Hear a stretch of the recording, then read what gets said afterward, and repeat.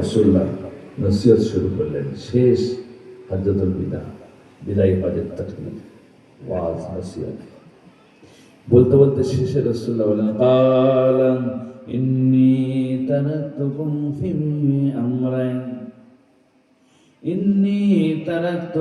ফি আমরাইন লান তাদিল্লু মা তামাসসাকতুম বিহিমা কিতাবুল্লাহি ওয়া সুন্নাতু রাসূলিহি আও কামা ক্বালা আলাইহিস সালাতু ওয়াসসালাম।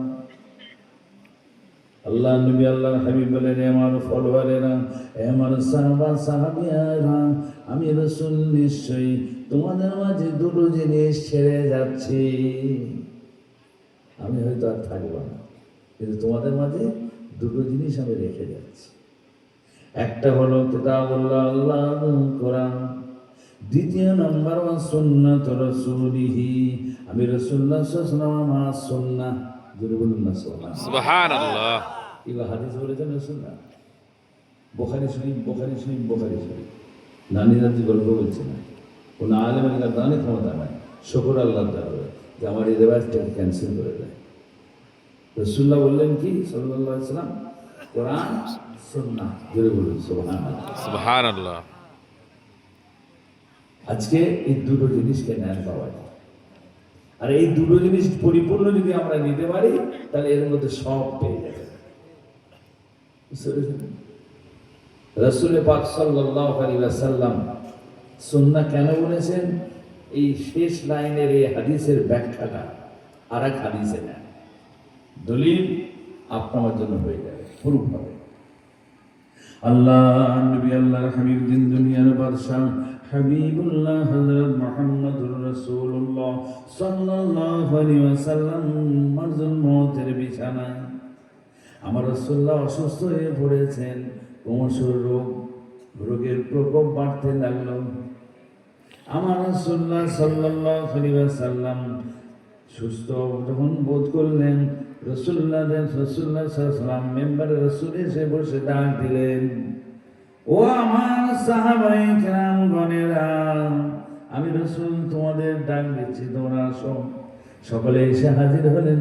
রাসূলুল্লাহ আবার বললেন, তোমরা আরো নিকটে আসো। জোরে বলুন সুবহানাল্লাহ। আরো নিকটে সাহাবায়ে কেরামরা আরো নিকটবর্তী হয়ে গেলেন। চাতক পাখির ন্যায় আমার রাসূলুল্লাহর মোজার মুখ সারম মোবারক, ওই চেহারা মোবারকের দিকে রাসূলুল্লাহ তাকিয়ে আছেন। আজ কতদিন হয় আমরা রাসূলুল্লাহকে দেখতে পাই নাই, আজকে আমার রাসূল আমাদের মাঝে এসেছেন। চোখ দিয়ে ঝরঝর করে অনেকের পানি ঝরতে থাকে। আল্লাহ, আমার রাসূল অসুস্থ, আমরা বহু কয়েকদিন দেখতে পাই নাই।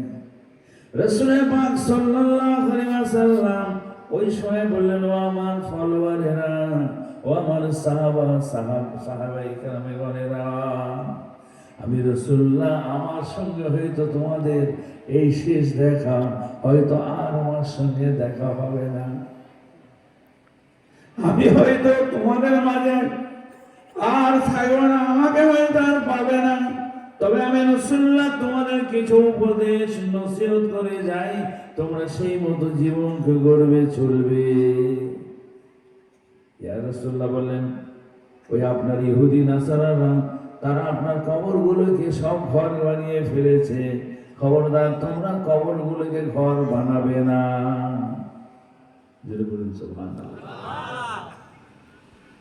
আমার রাসূলুল্লাহ বলেন, এভাবে আলোচনা করতে করতে আমার রাসূলুল্লাহ বলেন, আমার ফলোয়ারেরা, তোমরা শুনে রেখে দাও, জেনে রেখে দাও, আমি রাসূল বলছি, শোনো, দুনিয়াতে কোনো মানুষকে তোমরা কষ্ট দিবে না, জ্বালা যন্ত্রণা দিবে না, কোনো মানুষের হক নষ্ট করবে না।